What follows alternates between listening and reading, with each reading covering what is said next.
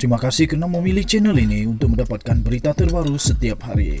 Bagi anda yang pertama kali berada dalam channel ini, sila pertimbangkan untuk tekan butang like, subscribe dan komen video ini untuk penambahbaikan pada video akan datang. Berita politik, berita semasa, berita ekonomi, berita kesihatan, pendidikan dan segalanya ada dalam channel ini. Salam sejahtera Malaysia, berita terkini dipetik daripada astroawani.com bertajuk Pandora Papers, Anwar tidak akan beri kerjasama pada SPRM sekiranya diminta tutup mulut. Berita penuh, Datuk Seri Anwar Ibrahim hari ini mempersoalkan tindakan Suruhanjaya Pencegahan Rasuah Malaysia SPRM yang memanggil beliau untuk memberi keterangan berhubung pendedahan Pandora Papers sama ada bertujuan menutup mulutnya atau sebaliknya. Ketua Pembangkang itu menegaskan beliau tidak akan memberikan kerjasama kepada SPRM sekiranya siasatan itu semata-mata kerana mahu memintanya berhenti daripada bercakap mengenai Pandora Papers. Kata ahli Parlimen Port Dickson itu lagi, beliau akan terus membangkitkan perkara tersebut pada sidang Parlimen akan datang sehinggalah siasatan berhubung dengan Pandora Papers yang turut mengaitkan ahli politik dan pemimpin negara dibuat. Katanya, SPRM jawab dia akan tanya saya. Dia akan panggil dan tanya saya untuk beri keterangan. Kerja saya pula beri penerangan. Ini satu dunia ada laporan itu. Tak apa, saya akan beri kerjasama dan saya tiada masalah. Tetapi kena faham juga ada peraturan dalam SPRM. Kalau saya beri keterangan, saya dilarang bercakap mengenai perkara itu. Faham tak? Ini saya kena fikir. Kena tanya SPRM. Panggil saya ini untuk tutup mulut atau tidak? Panggil saya dan saya ada hak untuk menyerahkan lagi. Saya akan beri kerjasama. Kalau tidak, buatlah kerja sendiri, katanya. Tambahnya lagi, buat laporan, cari dan gali lagi nama-nama individu yang terlibat patut ada.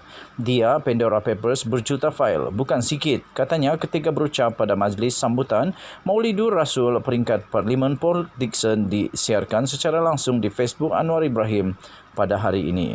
Terdahulu, Ketua Suruhanjaya SPRM, Datuk Seri Azam Baki telah mengarahkan timbalan Ketua Pesuruhjaya Operasi SPRM, Datuk Seri Ahmad Kusairi Yahaya dan pegawainya untuk berjumpa Anwar untuk dirakam keterangan. Menurut Azam, keputusan sama ada kertas siasatan akan dibuka atau tidak bergantung kepada hasil perbincangan antara Bank Negara Malaysia dan agensi-agensi terlibat.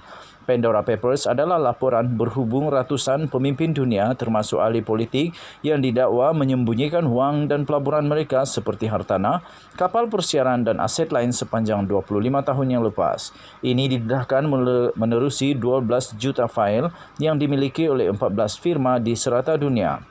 Mengulas lanjut, Anwar yang juga adalah bekas Menteri Kewangan berkata, pendedahan berhubung Pandora Papers bukan isu baru, sebaliknya ia pernah didedahkan sejak 2012 melalui Global Financial Integrity mengenai pengeluaran wang keluar negara secara haram. Bagaimanapun sehingga kini, tiada sebarang siasatan dilakukan terhadap pendedahan tersebut, tambah beliau. Jelas beliau lagi, pengeluaran wang secara haram perlu disiasat oleh pihak berkaitan. Katanya, tetapi bila saya tekan-tekan, BNM masa itu jawab tak banyak, kurang daripada Anwar cakap. Okey, saya sebut 900 bilion, kurang jadi 100 bilion. RM 100 bilion keluar secara haram, carilah siapa dia. Dia bayar cukai tak? Kenapa dia keluarkan secara haram? Dia langgar peraturan atau tidak? Tambahnya lagi, tahun 2015, saya masuk istana hingga penjara Sungai Buloh. Keluar pula Panama Papers. Cerita mengenai macam itu juga, manakala pada 2021 bangkit lagi Pandora Papers, ujar Anwar. Dalam masa yang sama, Anwar berkata jika betul berlaku pengaliran wang keluar secara haram, ia perlu dikembalikan dan wang itu boleh dimanfaatkan bagi meningkatkan taraf pembangunan dan dalam negara termasuk menaik taraf sekolah-sekolah di luar bandar.